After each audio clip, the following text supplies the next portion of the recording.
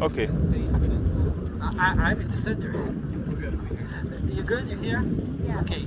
So 1950, as I told you, the New Olim planted 6 million trees, and that was the first way to remember the martyrs of the Holocaust. But as I told you, a year after, 1951, Yad Vashem was declared, and museums started to be built. And when we got to the 1960s, this way of remembrance of just planting a forest felt like a bit old, a bit not enough. A bit not enough. So they said they wanted to have now a real monument in the middle. And in order to have a monument of remembrance, they asked a sculptor artist named Nathan Rappaport. So why did they ask Nathan Rappaport? So we need to know a bit about him. Nathan Rappaport was born in Warsaw. When I say Warsaw, Poland. yeah, but in our context, what is important about Warsaw? It's the first, the first country in the Holocaust, right? More than that. There is a Yes, because in the ghetto of Ghettos. Warsaw, okay, the word ghetto, if not anyone are familiar with it, when the first city was occupied by the German, they concentrated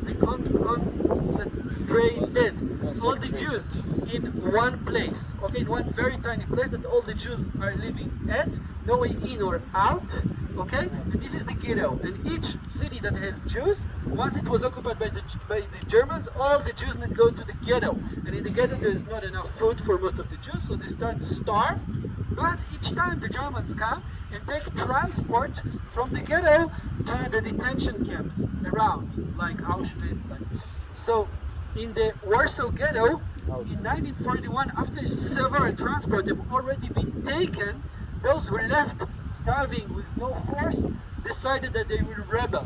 And they started in 1942. I think it was.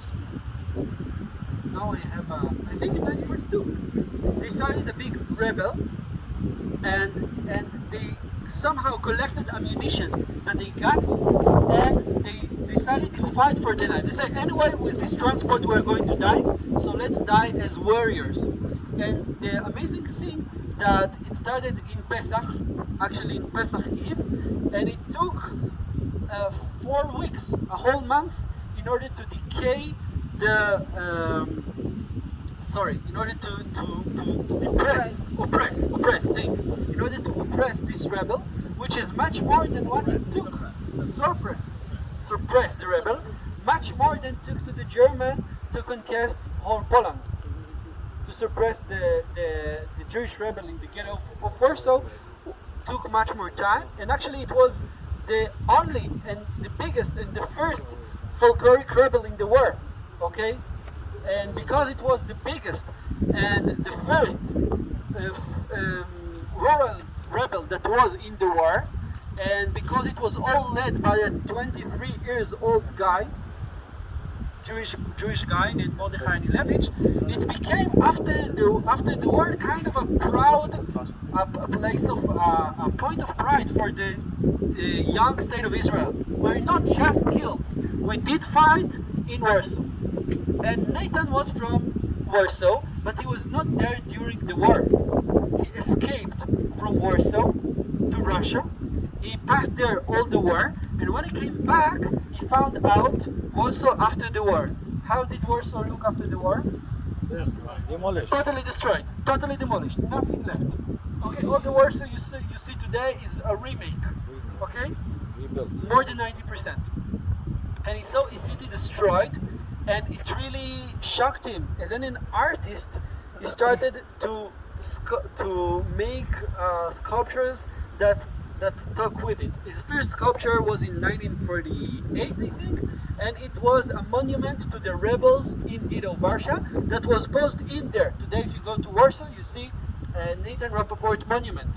Then he made a very similar one, almost a replica, to Yad Vashem when it was opened here in Jerusalem, to the one he made in Warsaw, and another two to two kibbutz in Israel. One of them is actually called after Mordechai Nilevich, Yad Mordechai, the commander of the Gilead rebel. So we made a big sculpture of Mordechai Anilevich to Yad Mordechai, to the kibbutz named after him. Okay? So we see that in one hand he's doing a lot of pieces that deal with the Holocaust, with the catastrophe, but in the other hand, places that, like Yad Mordechai, like the other kibbutz Nekba, that are known for being places of fights in the 1948 war and winning. Okay? So in one hand, catastrophe and failure, and in the other way, Jewish hero-ness and winning, like happened to those two kibbutzes who fought the Egyptian army, actually, in the 1948 war. Okay? You don't need to remember the exact, I think, name of the kibbutzes, but we need to know that he made victory sculptures as well as mourning sculptures for the Holocaust. And this was his last piece. And in his last piece, you can see that there are two scrolls. One of them is devoted, the right one, to the catastrophe, to the Shoah, to the Holocaust, and the left one to the building, to the independence, to rehabilitation. And which one is bigger? Right. Yeah, in the 60s he still felt that the Shoah was such a big catastrophe that it's still bigger. Okay?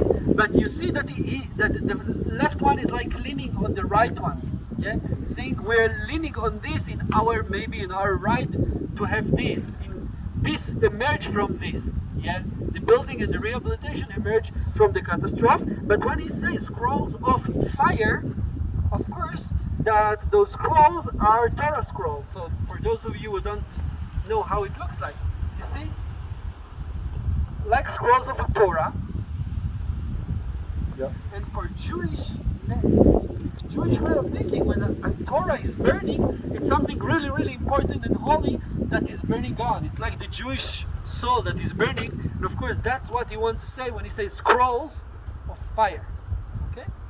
And it was in the end made on 1972 in the middle of the Forest of the Martyrs, but you can see that in 1972 the pines did not made it still. It was just planted. So you see, this was the forest when the monument was open. But the interesting thing is where he decided to pose it. Very, very far from road number 1. On a hill. And this is actually the end of the ridge, watching the Shfela on the other side, the shallow part. It's like the last hill. And when you ask yourself why, he explained, because this is like an altar, you see? An altar for sacrificing someone. Who? Isaac. You remember the binding of Yes, Isaac? yeah. Well, the binding of Isaac started when God said to Abraham, go and sacrifice your son on one of those mountains. So he actually made an altar in one of those mountains, and over this altar on the mountain, where you can actually see, this is the last mountain, from here you can see the shallow Shfela, on it is he did put the scroll. So now let's go and look on the tiny details very quickly, and then go back to the back.